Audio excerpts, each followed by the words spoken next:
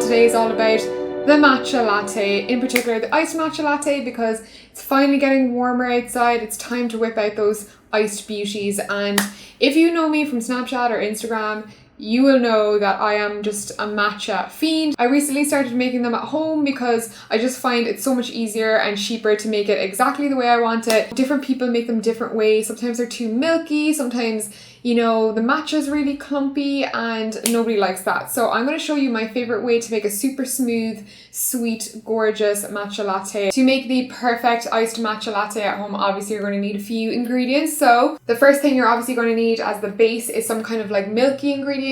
I love a good almond milk. I think matcha goes really well with almond milk, and I like to get the unsweetened vanilla. They didn't have the vanilla in store today, which I'm kind of gutted about, but it just halves the calories and the vanilla just keeps the sweetness. Of course, to make an amazing matcha latte, you're going to need a really amazing matcha powder. My favorite is the Matcha Ninja one. I tried a sample of this in a random box, like a sachet. Fell in love with it. Absolutely nicest matcha I've ever tried. I've tried a bunch of different at-home ones.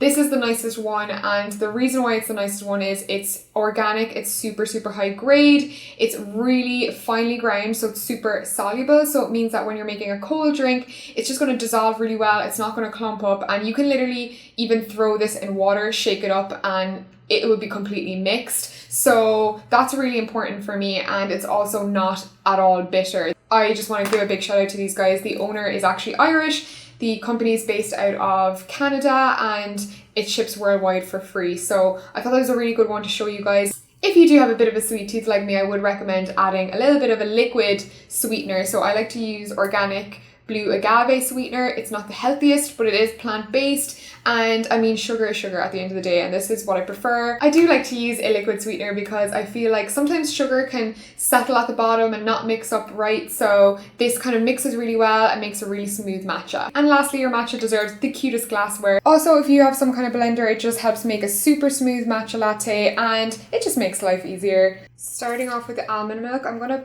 put about 2 cups in. I'm making a double serving today. Onto the matcha, I'm going to take a nice heaped teaspoon. For me, there's nothing worse than a weak matcha latte, so this amount gives me like a nice strong true green. Do 2 big tablespoons because I do have a bit of a sweet tooth, I'm not going to lie, you guys. And then the easiest part and my favorite part is the blending process. Oh, for me, this is like matcha porn right now. That froth, the sweetness.